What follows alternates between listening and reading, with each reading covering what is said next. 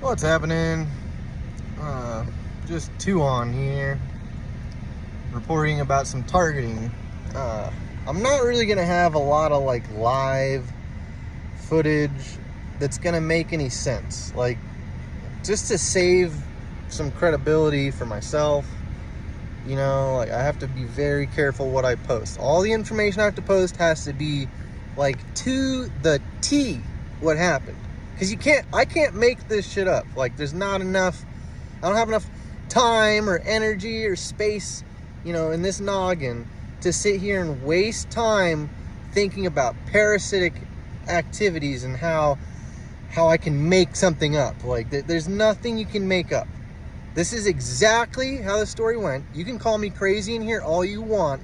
Say whatever you want. I will take this to the grave because it's without, like, they never leave me alone. I'm not allowed to shit. I'm not allowed to piss. I can't walk a dog. I can't get water. I can't get gas. I can't think. I can't plan anything. I can't even, like, look at anything. I can't touch anything without something being right there ready to fuck up my whole mentality on that given situation, no matter what. So, I'm stuck here at a park that they don't really stop by and flush everybody out, okay? And I say that now, and tow truck's gonna show up here in like 20 minutes ready to pick my vehicle up for late payments, right? I'm already in not collections, but it's not that deep. But the lender has made the choice that it's in like recovery. There you go. So I'm in recovery right now. I need to get out of recovery. There's a fee you got to pay to get out of recovery, whatever. Anyways, I'm stuck here. All I can do is sit and run AC. All I can do is run the little AC. This thing does not move, all right? I'm out of drinks and ice. So I've got nothing, no food, drink, or ice. And the sun's setting, right? I'm like, okay, well, I can't just leave the vehicle at any time, especially if there's food and drink in the vehicle. I'm already weird about leaving my dog, for any amount of time. I don't like leaving my car alone without watching it, right? Because as soon as I leave, someone comes over and does something. Like, anytime they have an opportunity to mess with me, they do. I just don't put it past them. I try not to imagine that nothing happened. I try to imagine that something happened when I left, because typically it does.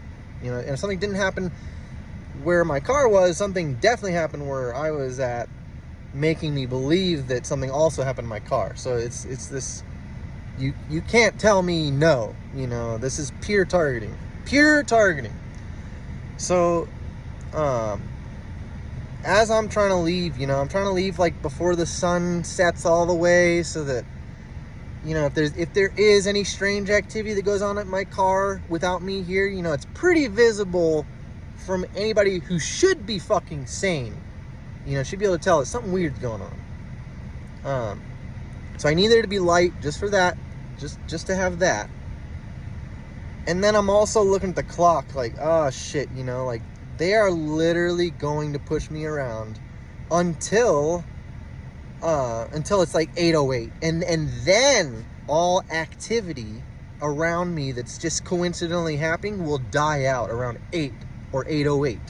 Like, it'll just, or 7:50. Oh, you want a piece of the lucky hour? Well, you're gonna get a piece of the lucky hour, but with a small sprinkling taste of 50, aka police. 7:50. Ooh, you're not gonna get anything good done in the 7 o'clock hour if it's in the 7:50 to 8 o'clock time. That little 10-minute area doesn't even count as far as these parasites are concerned. The ones that follow you around and make sure your life's a living hell, yeah, they like to sit there and camp on top of your 7:50 to 8 o'clock and then through your 8 o'clock. So people are like at this park for no reason. Like, if I'm not here, this park will be empty, okay? It'll be almost all the way, like, I've shown up here so many times and there's not a soul here. But if I'm here, it's loaded, or at least one car at all times. And the one car is definitely one of them, because that car won't leave or won't move unless somebody else either shows up while they're here or shows up within minutes of the one car that's supposedly normal and just here as an off chance. No, they're not off chance. They're not normal. That's a stalker. Because like I said, you can just watch them as soon as they leave. Within 5 minutes, a cop will show up. And it's like, what? You're supposed to think they're separate? No way in hell. Not with the timing. Not at all. So they're trying to, there's traffic in, traffic out. And not only that, the people that are walking around using bikes and shit are like using this main exit road, and they're like camping at the exit.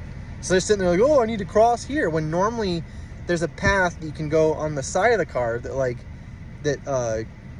like a desert path that eventually goes out to the street and gives you a perfect straight shot to the other side of Reach 11 Park, where there's more trails. So like those people staging out the road where I'm gonna leave, they typically use the desert route when I don't have plans to move. So when they know I am not going anywhere, they don't even use the road in that manner. They use the dirt path behind me. So they're parasites. It's always based on me. So they're, as 7 o'clock hits, they know like, oh, he's not going to try to move at 6. Like he won't. And they're monitoring my thoughts. You cannot rob that fact. Like, I have plenty of evidence I can give up in future videos, photo evidence. Like, I can back this up with 10 times more stories, with all different events occurring at the same exact time, or because of the thought that I had. So they're in my thoughts. They know that I'm not going to leave until 7 or somewhere in there. It's going to be in the 7 o'clock hour, and because of the sun setting. So they push me back. It's getting closer to 8, and I rush out of here. And of course, the amount of back pressure, they just know enough back pressure, you will forget something.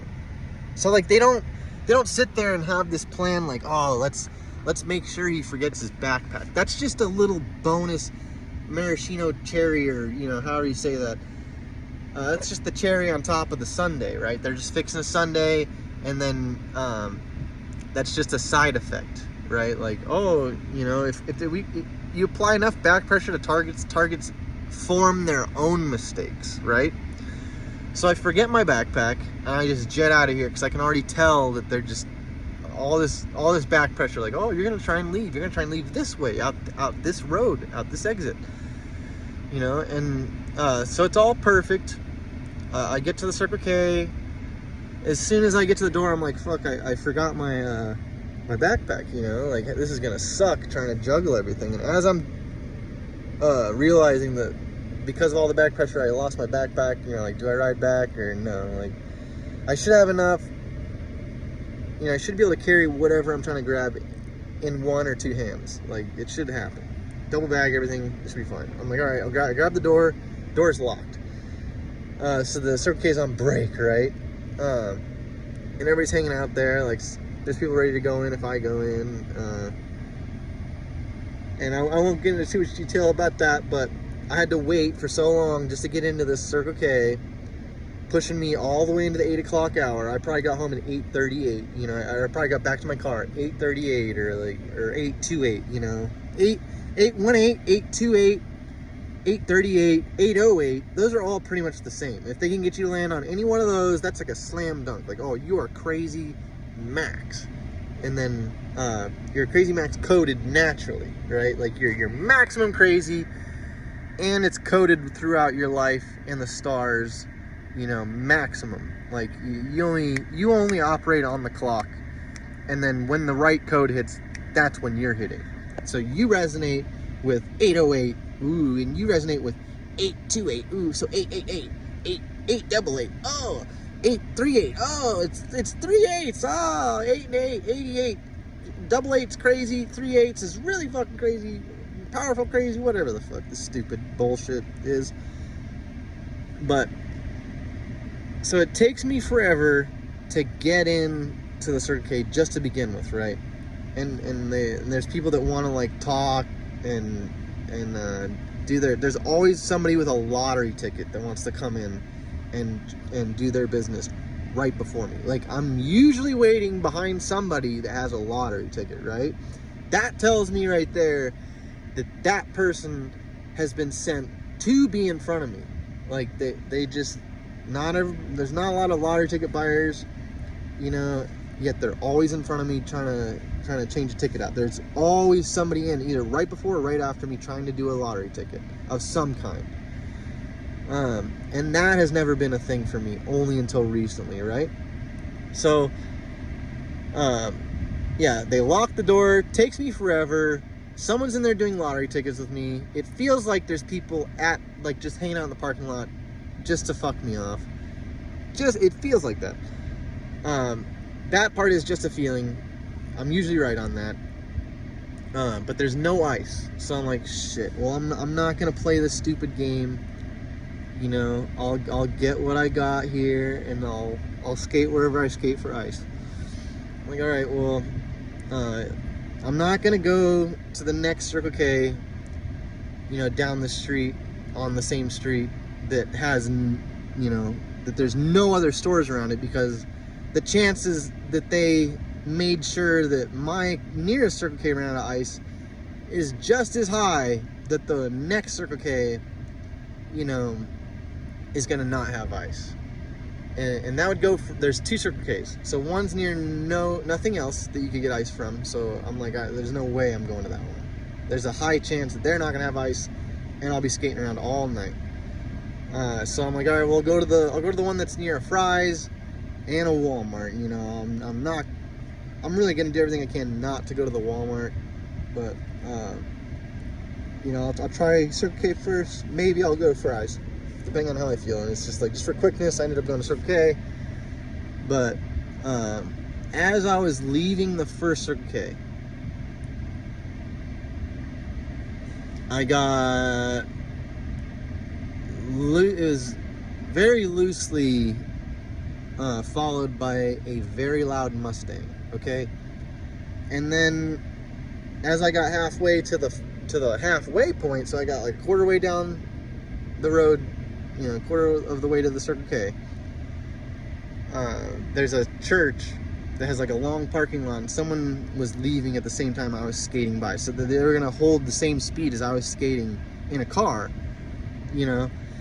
And they could have exited through a much easier path, but they chose to ride with me to the next exit, you know, and hold that same parallel path with me. Like, they're gonna move, I'm gonna move, we're both gonna move parallel with each other to the next exit. Kind of an off chance, but I really want to say that was targeting as well. And the Mustang passes me by, loud ass Mustang, and when I get to the Circle K, the Mustang's like revving out super loud, and someone was waiting to drop garbage in a garbage can, which is typical targeting. Like, whenever like, if they can set something up at your first location to screw you off there, that gives them all the assurance and all the time that you're gonna be at a new location. So that just puts extra weight. They're like, yeah, but now you really need ice, and now you're definitely, like, there's zero question in your next move, right? Like, you're gonna have a very direct, very much so concise, precise next move. Whatever your next move is, going to be very easy to sit right on top of it, right? Like, because if they already knew I was out of ice, if that was them, you know, they already know that the next store I'm going to go to, they need to do something even worse, right? So someone was waiting to take the garbage out. Like, as soon as I pulled in the parking lot, someone dropped it. I hear it drop, and then they're ready to like walk to the door with me. So they're ready to do the parallel synchronized walking, like, oh, they're walking, I'm walking, we're both going to hold the same path, and they're both going to just meet simultaneously at the door, you know, practically butt heads when it comes to grabbing the door. Like, it's going to be so timed perfectly that you're almost it's gonna be like the dropping of books in a hallway at school scene where, oh, did your hands touch my hand going for the door handle? Like, they're looking for that situation. And so I'm already rolling my eyes. I'm already dragging my heels so that they can get the door by them fucking selves, and then I can get a door by myself. And I go in, get my stuff. It's whatever. Oh, it's all jacked up. They're trying to stack the line up to where, I'm gonna be standing there with all this shit in my hands. Just getting pissed off and heated, right? And so I get my ice, and as I'm leaving, I can't remember if someone had a lottery ticket in there, but I think they already did it at the first one, so it didn't matter. So I'm leaving, and as I leave, oh, guess who's here? The Coca-Cola truck's doing a delivery. And they didn't show up until after I showed up, right? I had to be targeting as well. They may have known that was going to happen, and then they had someone push the Coca-Cola guy around in order to get the timing. Like, there's various ways that this can occur. So it's really hard to get mad at, like, the Coke truck driver. Like, all I can do to that guy is be like, hey, look, if anything particular happened in order to force you to be here at this moment, like, whatever caused that was parasitic, or because you follow it so directly, you are parasitic. That's the only thing I can say, and I have said stuff like that because I know that so much of it is targeting or caused by targeting. So I have to let the people know that are a part of it that there's something involved, that they either did wrong or that they're doing that creates that, like, maybe don't do your job so well, or maybe practice a little more paying attention, because it's like, look, if you just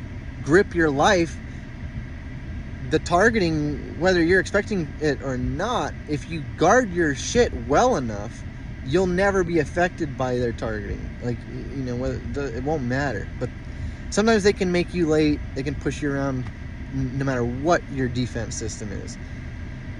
But so the Coca-Cola trucks, that's kind of a shaky ground, but like I said, they can push that driver around in order to achieve that. So there's a percentage chance that is because of targeting or is direct targeting. And at the same time as that, the Mustang is back, making all kinds of noise, revving me out, going the same direction that I'm going to go. Like, oh, check this out. You wish you could be at your car right now. Well, watch. I'm going to be at your car right now while you are skating the whole way. And then right behind that Mustang is some yellow vehicle. It's like a yellow Chevy Sonic or something stupid. But I've even been shown that there's like a 30% favorability for cars with the color yellow here in the valley. But with the way I am pestered and staged out by yellow cars, that makes me think that like almost the entire 30% is owned by stalkers. So that percentage is whack, right? Like, the percentage could be not right, and then because they specifically use certain color vehicles, that throws the stats out. Because it's not like, if you're going to count a system that uses it not based on personal preference, a system that's using it based on the effect it has on other individuals, that's an inaccurate reading. That's an inaccurate number, an inaccurate statistic. It does not represent reality, okay? Because if in reality there's a stalking program, like I'm saying, and they purposefully get yellow vehicles or wrap them yellow or whatever the case may be, whatever that niche market is being created, and filled and sold, like, they're feeding it. It's completely synthetic. It's the same thing as electric cars right now. Ford's stopping all the full electric vehicles, and they're going to hybrids just like Toyota because they make more sense. No one wanted to say that Toyota was smart for saying that until now, when the companies themselves had created full electric cars and they don't do well because the infrastructure is not there. It's not even fucking close, right? And they're even saying that the only people that buy the full electric truck that Ford put out was like someone who had like a little tiny electric Leaf or a Tesla. You know, like they're not a utilitarian type. They're not the kind of person that would have had a truck. It's just the people that are, a fancy electric vehicle. You know, like, in other words, not like the driving force of America, the blue collar, the one that actually pays for everything. The people that actually use trucks and would buy a truck don't buy the electric Ford truck, right? So that's an example of a synthetic market driven by, it's not driven by preference. You know, it's an inaccurate number, and the companies are seeing the inaccuracy, and the fact that the sales coming from it are like they're almost imaginary sales. Like you're hoping that there's an enthusiast of electric near you somewhere. You're not hoping that that somebody who wants a truck sees the option of electric and is like, I mean, they are hoping that, but it's not happening, and it's because the infrastructure is not there. But that's just an example of how when a market is synthetically driven, it doesn't do well, right? It's not a real number, like, because even when the enthusiasts get it and they have it, they're probably more of a collector type. They're not going to buy another one because they liked it so much. You know, like, they have theirs, those keep it nice, and they show it off, and that's about it, right? They'll buy like whatever the next new electric gimmick is. They're not gonna stay in the electric truck market and be like, I'm gonna collect all the electric trucks. Like, no, that's if those are your sales, you're not gonna be Ford. You're gonna be some small company that's like off in some corner of the world that people special order vehicles from, you know, and that the big companies try and just take little snippets of that company, like the ones that they take the feasible parts of what's selling from that niche market, and they try to implement anything that is feasible and has the infrastructure to put into a product that's gonna sell, right? Okay, so that's just an example of a synthetic number driving a market that doesn't exist, right? The market's really not there. It's a very niche market, which means not necessarily profitable, right? Not on the level that Ford has dealerships. It's like, look at all the dealerships, you know, they want to they're going to eventually want one electric truck at least at every dealer, just in case someone wants to buy it, so that they can offer that right now service that makes you come back, right? So on that note, I don't think anything happened when I got back to my vehicle. I had a lot of trouble getting my dog back in, and people showed up as soon as I got back.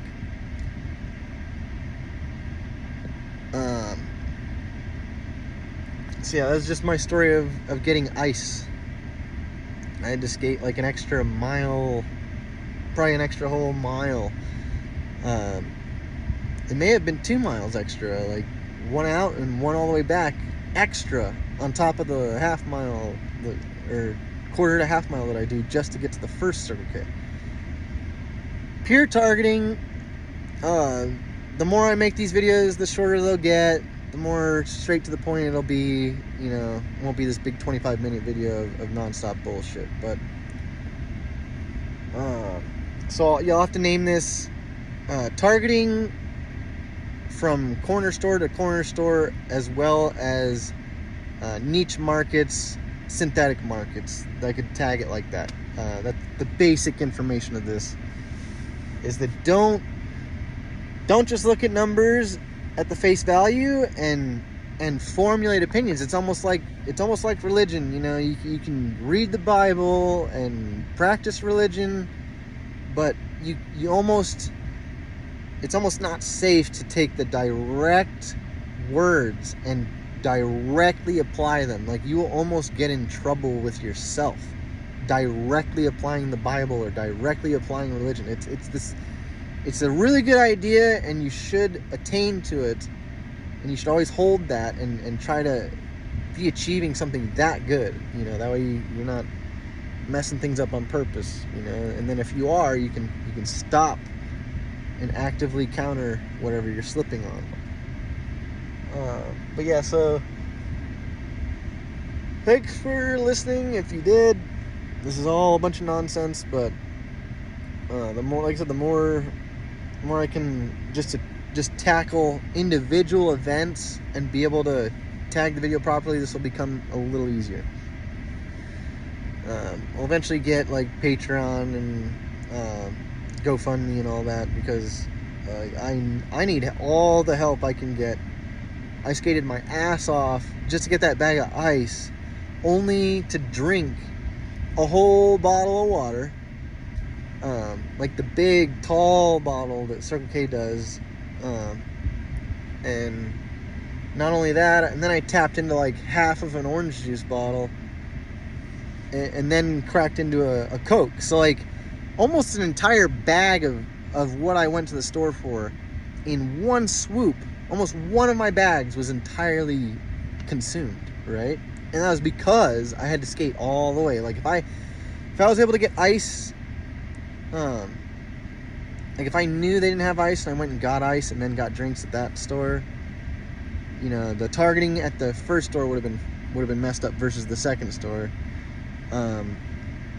But that would have been easier on me. I may have not consumed as much when I got back, you know, because I skated so far, so, like carrying so much. But anyways, hopefully I get this vehicle paid and I get out of this park and the stories are different. We'll see.